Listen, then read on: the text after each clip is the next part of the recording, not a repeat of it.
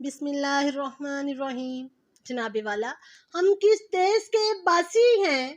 وہ دیش کہ جس نے سنپولیے پال رکھے ہیں، وہ دیش جس کا ہر شخص اپنے مفادات کا اسیر ہے، وہ دیش جہاں لوگوں کا ایمان پیسہ ہے، وہ دیش جہاں انصاف بکتا ہے، وہ دیش جہاں رشوت حق ہے، وہ دیش جہاں کرپشن ایمان ہے، اور وہ دیش جناب والا انسانیت دم توڑ چکی ہے، ہر منہ مردار کا رسیا ہو چکا ہے، اور ہم تبدیلی کی بات کرتے ہیں۔ جناب والا، کیا حال پوچھتے ہو میرے کاروبار کا؟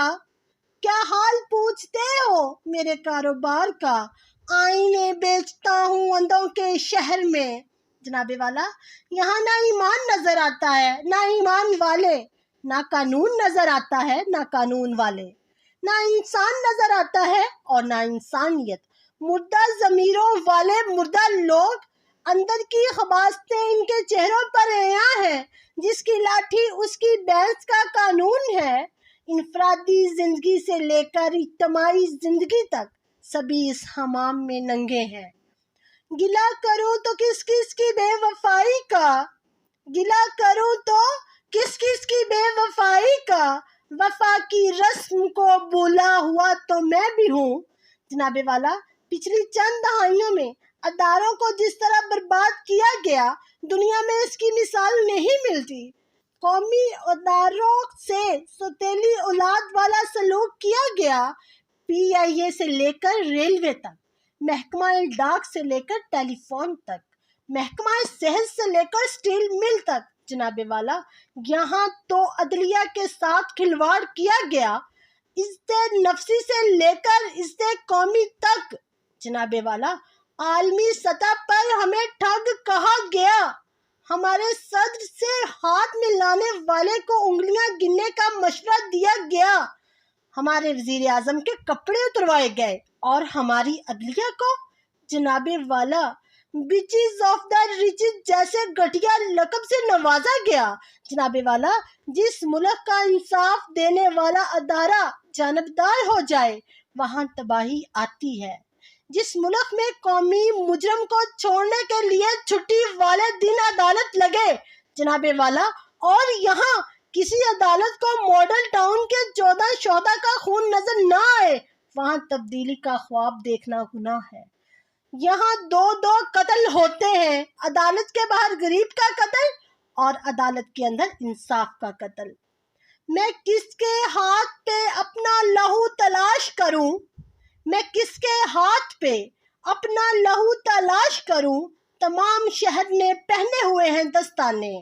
جناب والا، انصاف سے معاشے پروان چڑھتے ہیں، مگر یہاں حقوق سے محروم طبقہ 2 وقت کی روٹی کی کشمکش سے باہر نکلنے سے قاصر ہے۔ الہی، تیری دنیا جس میں ہم انسان رہتے ہیں، غریبوں، جاہلوں، مردوں کی، بیماروں کی دنیا ہے۔ یہ دنیا بے کسوں کی اور لاچاروں کی دنیا ہے۔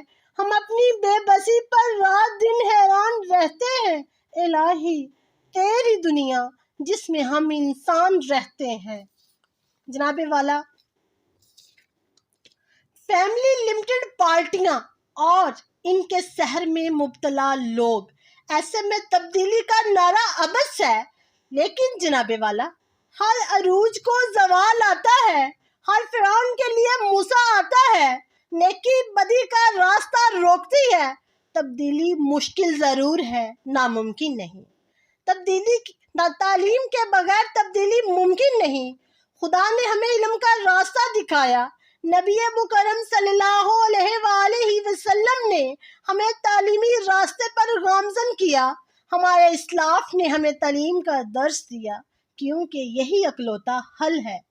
تبدیلی کی ہوا چل پڑی ہے، لوگوں کو شعور آ رہا ہے، لوگ اپنے حقوق کو جاننے لگے ہیں، ان میں اتنا حوصلہ آ گیا ہے کہ وہ کہہ سکیں، قیادتوں کے جنوں میں جن کے قدم لہو سے رنگے ہوئے ہیں، قیادتوں کے جنوں میں جن کے قدم لہو سے رنگے ہوئے ہیں، یہ میرے بس میں نہیں ہے لوگوں کہ ان کو عزت مآب لکھوں۔ جناب والا، میرے دیش کے اہل قلم اس فرسودہ نظام کی تاراجی کے لیے اٹھ کھڑے ہوئے ہیں۔